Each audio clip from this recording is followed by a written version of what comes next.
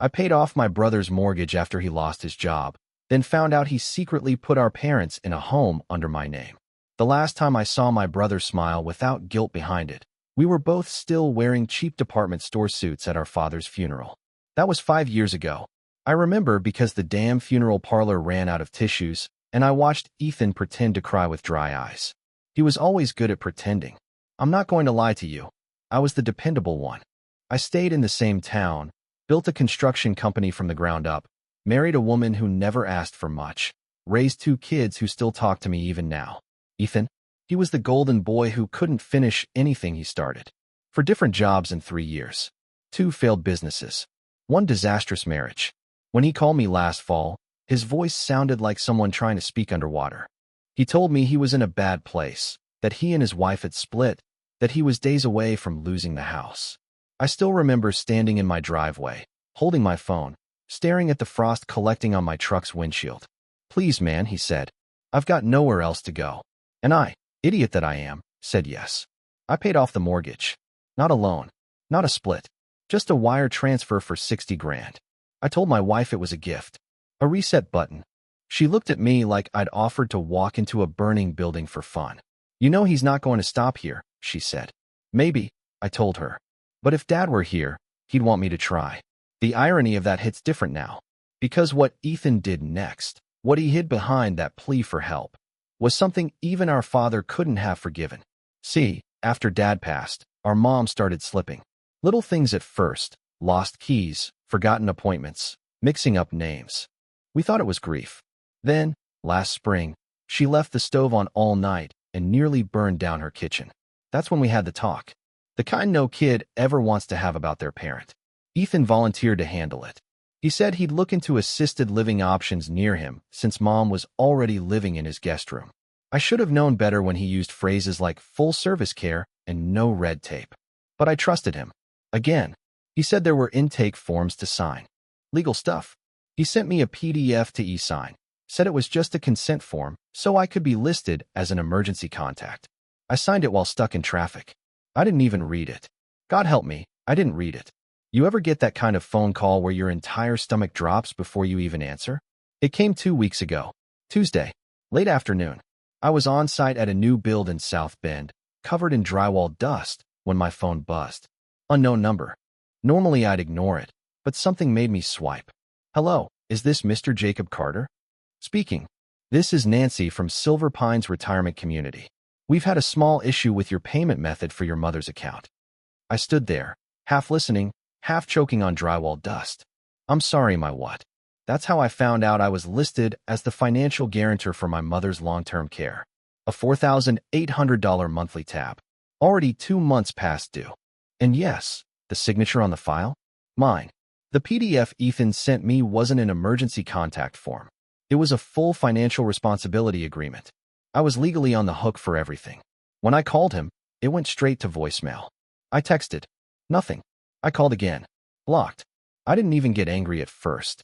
I just sat in my truck and stared at the horizon like maybe the wind could blow this whole mess away. Later that night, my wife found me at the kitchen table with a bottle of bourbon and the printed-out contract.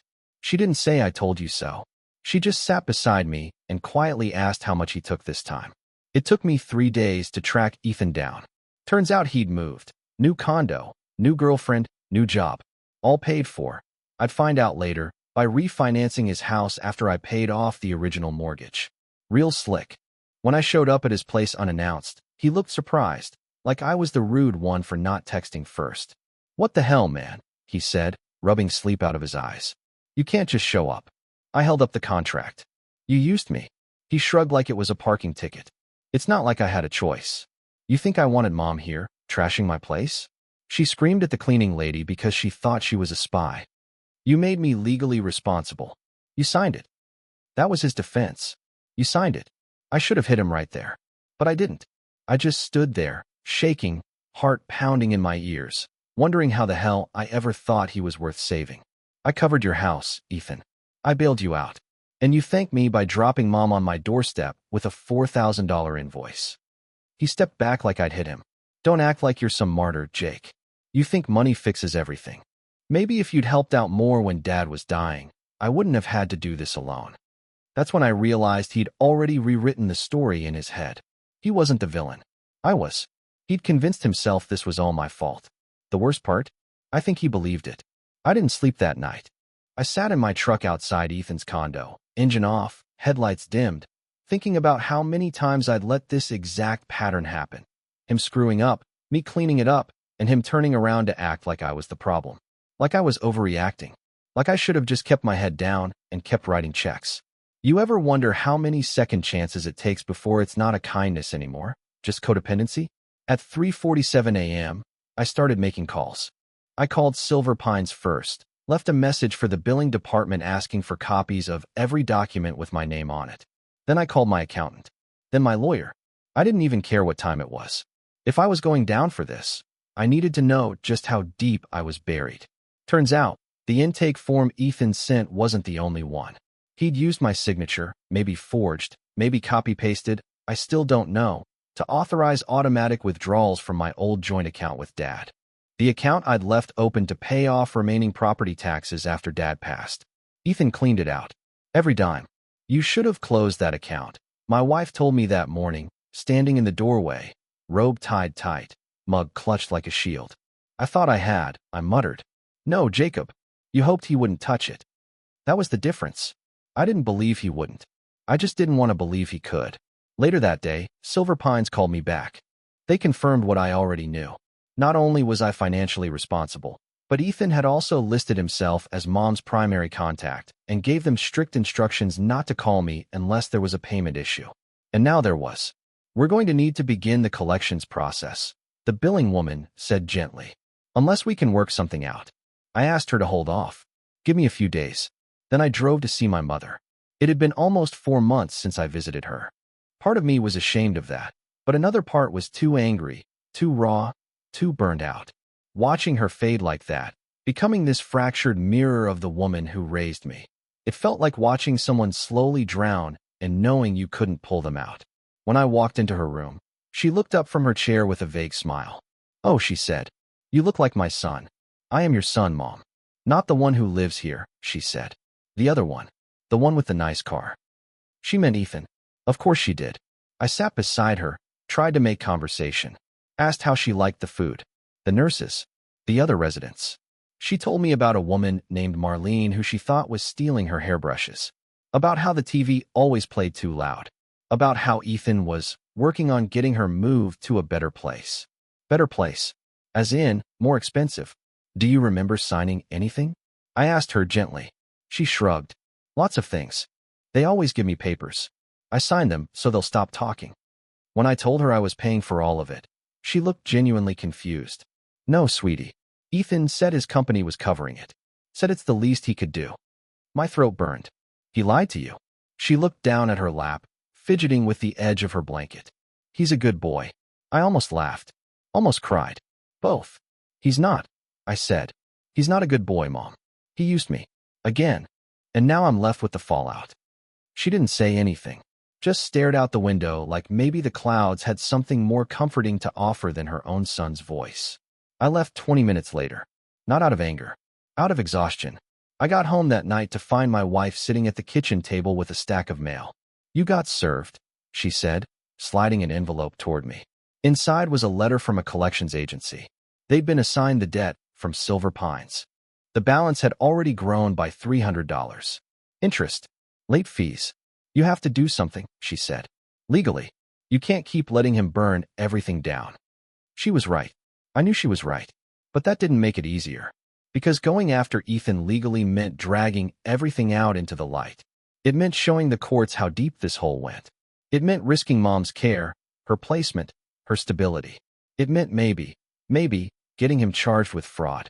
Or worse, losing what little family I had left. I need proof, I said. I need to make sure there's no doubt what he did. She nodded. Then get it. Before he does it again. The next morning, I called Ethan from a burner phone. He picked up on the second ring. Who is this? It's Jake. Click. I called back. He picked up again. What the hell do you want? To talk. In person. He hesitated.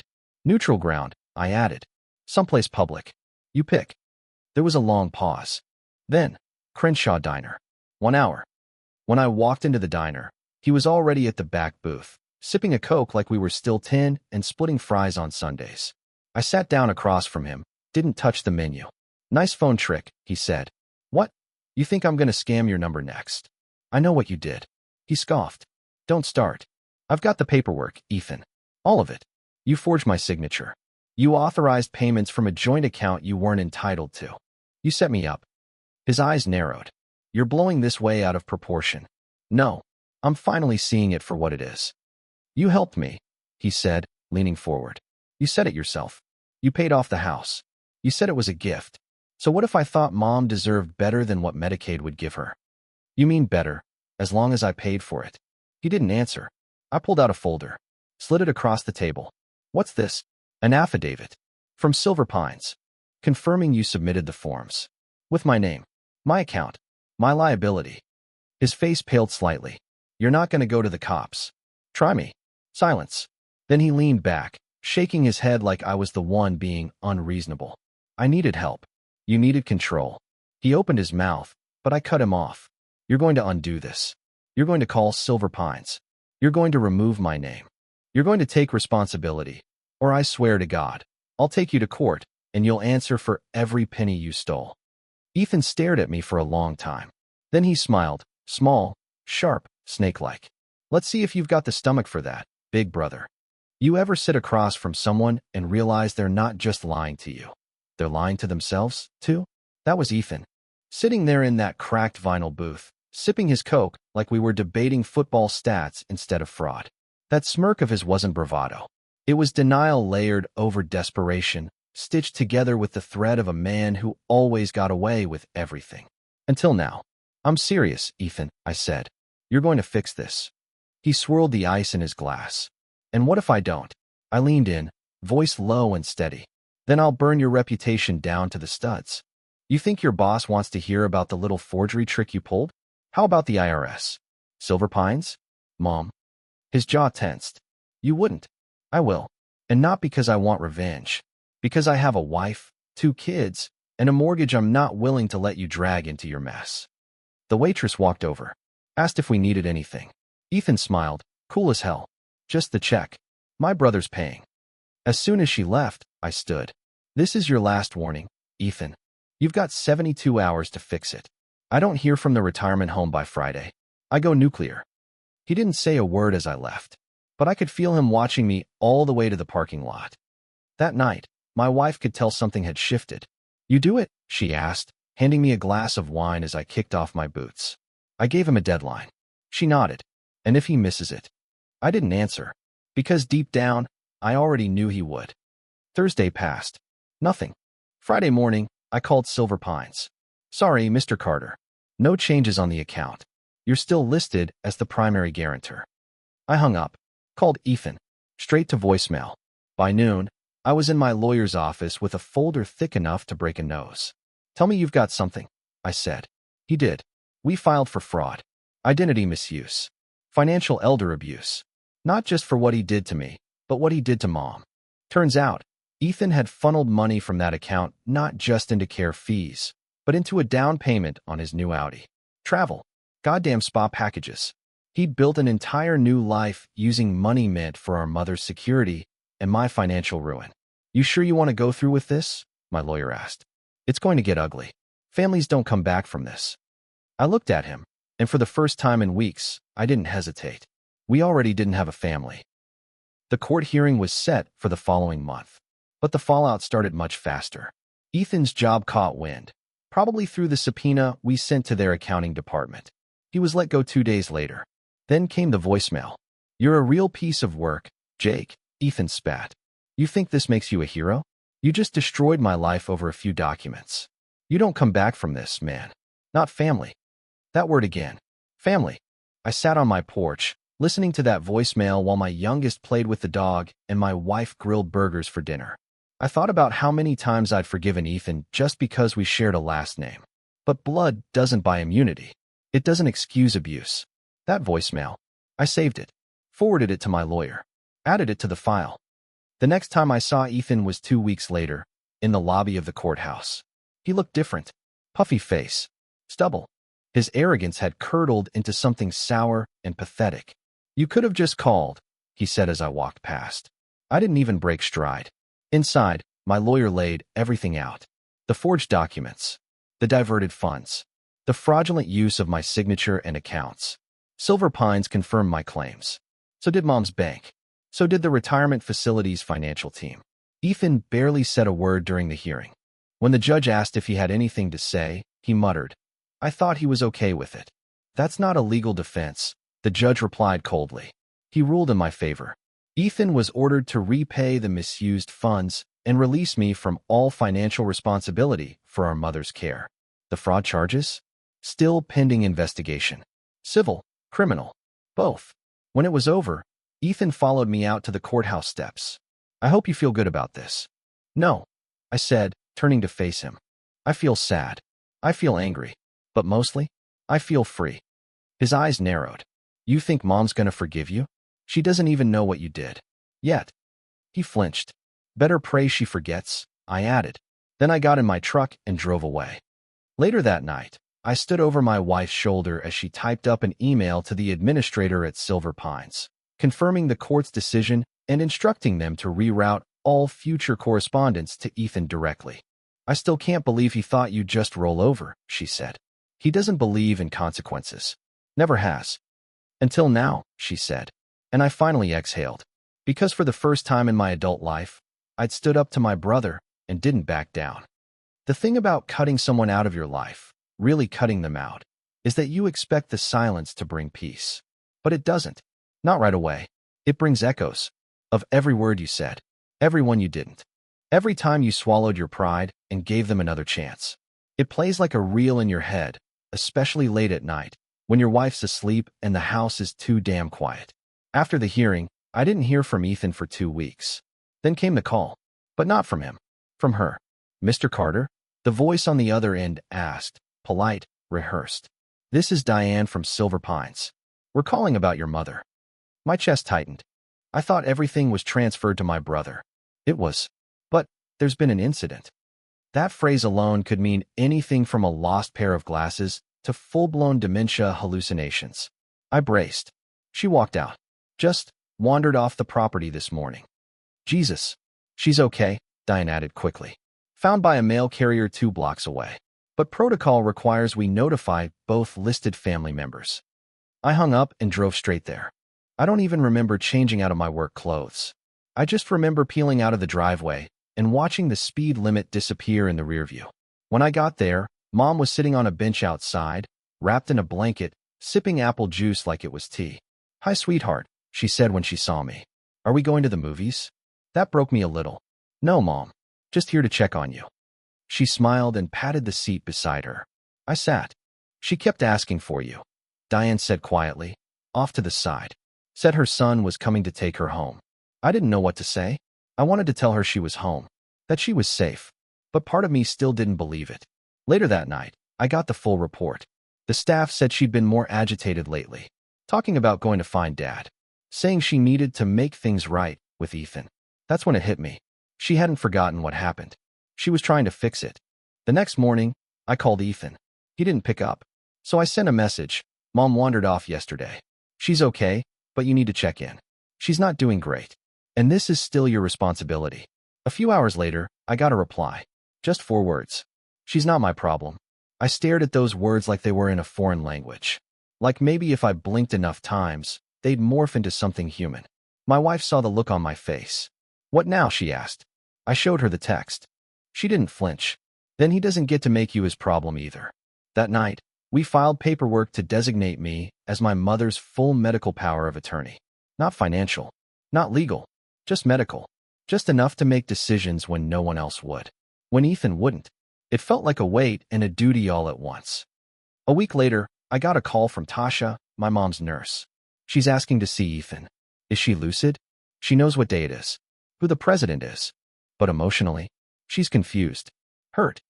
She still thinks he's the good one, I muttered. "I don't think that's it," Tasha said. "I think she wants closure, even if she doesn't know what that means."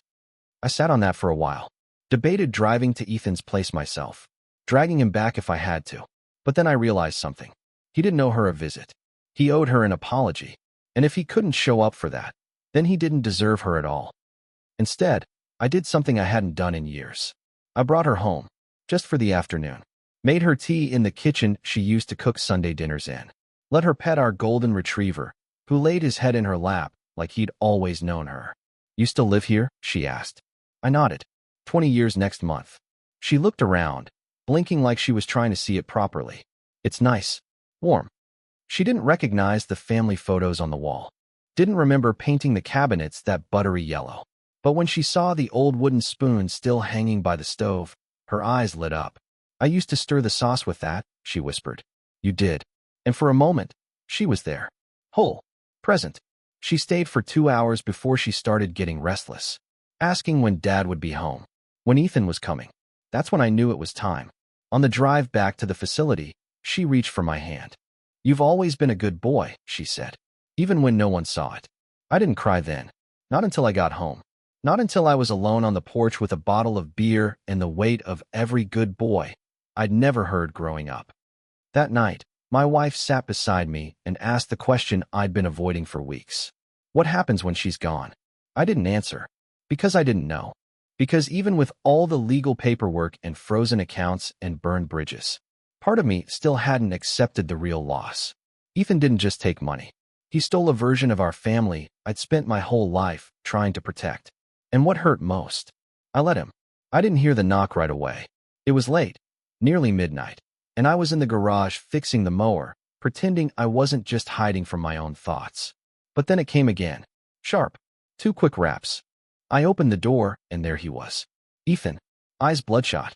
Shirt wrinkled. Smelled like he hadn't showered in 3 days. "Can we talk?" he asked. I didn't move. "What do you want?" He looked past me, like he was expecting to be invited and out of habit. But I didn't budge. Not this time. He rubbed his jaw, stepped back a little. "I heard about Mom. The wandering off thing." "From who?" "You blocked me." His expression twisted. "Does it matter?" "Yes," I said. "It does." He sighed. "It doesn't change anything. She's not safe there." "You put her there." "Because I didn't have a choice." "You always had a choice. You just never took responsibility for any of them." He didn't answer. Just stood there, breathing heavy like every word I spoke added a brick to his chest. "I came because I want to see her," he finally said. "Maybe explain some things." "No," I said.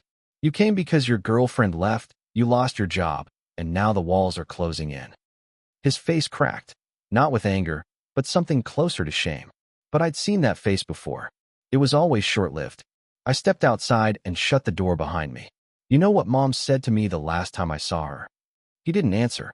"She said I was a good boy, even when no one saw it." He looked away. "And you know what? I didn't need her to say it. I've been living it. Every day, showing up, paying bills, cleaning up your messes. But not anymore." "So what then?" he asked. "You just cut me off forever?" "Not forever," I said. "Just until I can look in the mirror and not see your reflection anymore." He flinched. Then came the bitterness. Like flipping a switch. "You think you're better than me? You're not. You just had better luck." Luck didn't build my business. Didn't keep my marriage together. Didn't raise 2 kids who still speak to me. That was work. You wouldn't know the first thing about it. "You think I wanted to be like this?" "No. But you didn't want to stop either." That silence between us felt like a canyon. Then he said, "I'm broke. I need help." And for the first time in our lives, I didn't even feel tempted. "I can't help you anymore, Ethan. I won't." His eyes narrowed. "You'll regret this." "No," I said. "But you will." And I went back inside, closed the door, locked it. The next morning, I called Silver Pines and told them Ethan had made contact. I asked about visitation protocols. They told me he wasn't listed on the approved visitor log anymore. I left it that way, because I needed time to undo what he'd done. To Mom, to me, to all of us. That afternoon, I sat down with my wife and started going through our finances. Every account Ethan had ever touched. Every leak that needed plugging. Every debt I hadn't fully admitted I'd taken on for the sake of family peace. "It's like sandbags on a sinking boat," I muttered. She reached across the table. "You're not sinking. Not anymore." I nodded, but the truth was, I didn't feel afloat either. The following week, I met with a counselor. First time in my life. He asked me what I wanted out of therapy. I told him the truth. I want to stop confusing guilt with love. He didn't blink. just nodded, scribbled something in his little notebook. We sat in silence for a while. Finally, he said, "Tell me about your brother." I closed my eyes. And I began. The therapist's office was too quiet. No hum of music. No ticking clock. Just silence, padded by that soft beige furniture and the subtle pressure of someone waiting for you to bleed first. I hadn't told anyone, not even my wife, what it felt like growing up with Ethan. Not in detail. Not the kind that stays under your skin. I told the therapist about the time Ethan broke Dad's favorite watch, then blamed me. I got grounded for 2 weeks. I told him about the college fund Dad left behind, how Mom emptied it to bail Ethan out of a gambling debt. I told him how, when our father was dying in hospice, Ethan showed up once, stayed 15 minutes, and then spent the rest of the weekend posting pictures of a beach trip on Instagram. And yet, somehow, he was always the one people worried about. He was the victim, the one they made excuses for, the one they said had potential, even when he'd burned every bridge and torched the map. They loved him more, I said finally, even when he hurt them. The therapist was quiet a moment, then said, "And did you believe that made you worth less?" I didn't answer, because somewhere in me, the answer was still yes. That night, I couldn't sleep. I walked through the house in the dark, past the fridge humming, the hallway creaking, my son's door, cracked just wide enough to hear the rise and fall of his breath. I ended up in the garage, sat on a paint bucket and stared at the workbench, the one Dad helped me build when I was 16. It still had a scorch mark on the side where Ethan knocked over a soldering iron. He never apologized, just said I should have seen it coming. That was his mantra. You should have seen it coming. The next morning, I drove to Silver Pines before work. Mom was in the garden, watering plants that didn't need it. She smiled when she saw me. "You missed Ethan," she said brightly. "He came by last night."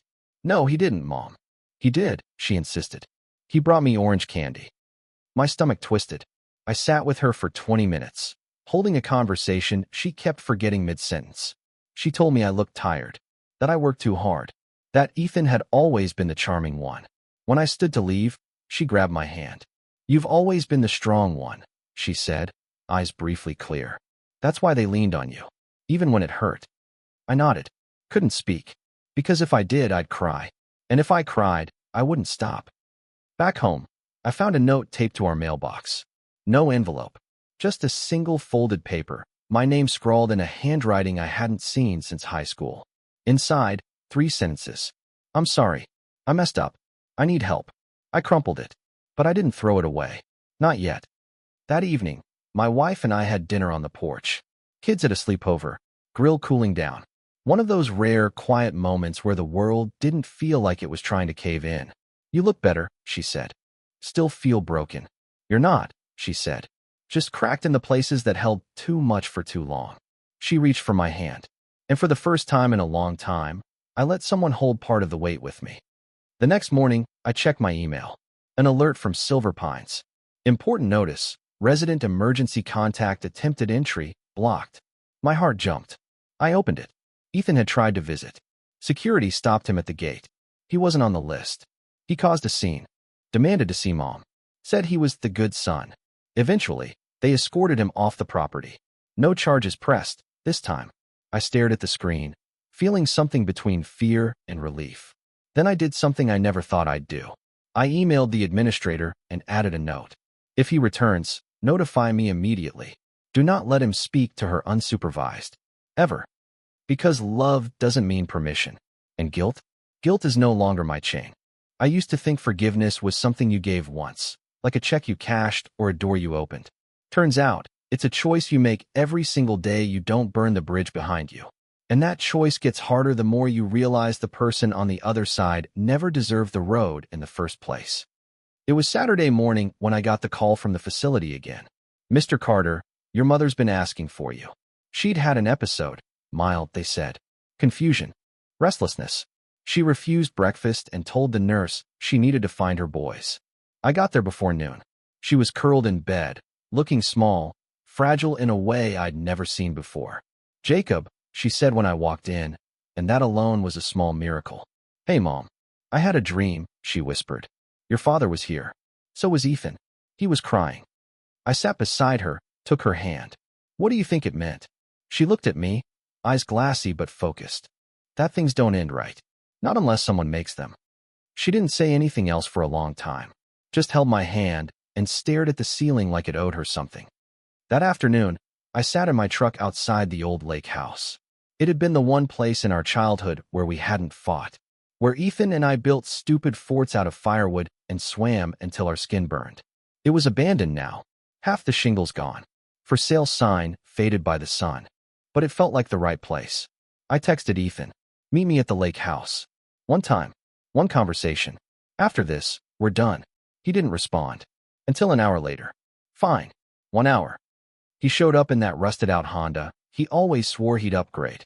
Stepped out in a hoodie, ball cap, same slumped shoulders that somehow looked older than they should have. He walked up slow. Didn't think you'd actually come, he said. I'm here. Say what you need to say.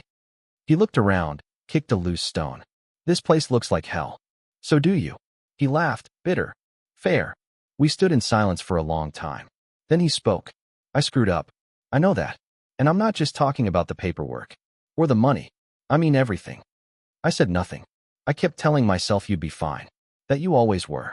That's how I justified it. Every ask, every lie. I'd say, Jake can handle it. Like that made it okay. It didn't. I know. Another silence. Then, I don't even remember when I stopped seeing you as my brother and started seeing you as a safety net. I looked him in the eye. Probably around the time I became one. He nodded, slow. I'm broke. I'm living in my car. And the worst part? I deserve it. I didn't argue. He sat down on a chunk of concrete, stared out over the lake. I think Mom's dying, he said quietly. I sat beside him. She's fading, I said. Not gone. But not here either. I want to see her. You tried. I wasn't going to hurt her. I know. But you would have confused her. She doesn't need that. He rubbed his face. So that's it. I don't get to say goodbye? I didn't answer right away. Because part of me didn't trust him. And another part still wanted to. I'll think about it, I said. But on my terms. Not yours. He nodded. Didn't push. Didn't plead. Just sat there. For the first time in years, we were quiet together. Not out of tension. Just silence. Shared. Do you hate me? He asked. I stared out at the lake, at the same pier we'd cannonballed off at 10 years old. No, I said. But I don't know if I'll ever trust you again. I can live with that, he said. I wanted you to hear it from me. I'm sorry. I really am. I believed him. Not completely, but enough. When I got home, my wife was in the garden, pulling weeds. How'd it go? She asked. He's still a mess. But I think he knows it now. She stood, brushed off her hands, and looked at me. And you? I'm tired, I said. But lighter. She smiled. Then it was worth it. Later that night, I sat at my desk and opened my mother's old photo album. Found a picture of us as kids, Ethan and me, covered in mud, laughing like idiots in the backyard. I placed it face up. Let it sit there. A reminder of who we were, not who we became. The last lucid thing my mother ever said to me was this. Don't carry more than your share, Jacob, even if no one else lifts a finger. She was staring out the window at the bird feeder, voice thin as breath, eyes full of something ancient and heavy. And she wasn't talking about groceries or chores. She was talking about everything. She passed 3 days later. Peacefully, they said. In her sleep. No struggle. No pain. Just gone. The call came at 2:17 a.m. I didn't cry right away. I sat on the edge of the bed, phone still in my hand, listening to the silence fill the house like floodwater. My wife touched my shoulder, didn't say anything. Just rested her forehead against my back, and we stayed like that. Not moving, not speaking, for what felt like years. The funeral was small. Closed casket. Modest service. A few neighbors. 2 old friends from church. Ethan came. I wasn't sure he would. He wore a borrowed suit and sat in the back, head bowed, hands clasped so tight I could see the whites of his knuckles. He didn't speak during the service. Didn't come up during the eulogy. But afterward, he stood outside by the tree line, alone. I found him there after the burial. She was good, he said. She deserved better. I looked at him. So did you, he added. It hit different, hearing him say that. Not like a guilt trip. Not like manipulation. Just truth. I'm trying, he said. To change. To be someone else. You'll need to do it without me, I said. I can't be your rehab. I know. He reached into his coat and pulled out a folded piece of paper. Handed it to me. What is it? My share of the estate. Signed over. Whatever Mom had left. I opened it. Legal transfer form. Simple. Direct. I don't want anything. For a moment, I almost gave it back. Almost told him we could split it. That Mom would have wanted that. But then I thought about all the years I split things I never should have. And I nodded. Thank you, I said. He looked at me like that meant more than he expected. I'm leaving town, he said. Going to stay with a friend out west. Start clean. Good. If you ever want to talk. Ethan. He stopped. I looked at him, my brother, my wound, my mirror, and said, I wish you peace. I just can't be the one who gives it to you anymore. He nodded. Didn't argue. Just turned and walked away. Weeks passed. The house felt different without Mom. Quieter. A little colder. But there was something peaceful in the air now. Something still. I took time off work. Helped the kids build a treehouse. Took my wife to the coast. Had dinners where no one yelled. No one cried. No one begged for one more chance. We even laughed. Real, belly-deep laughter. Like we'd survived something. Because we had. One evening, I opened a drawer in the hallway and found one of Mom's old scarves. The blue one with the frayed edge. She used to wear it to church on chilly mornings. I held it for a long time, then wrapped it gently and put it back. Some things don't need to be thrown away. Just put in their place. They say family is everything, but they never tell you what it costs to keep it whole. And sometimes the cost is you. Not anymore.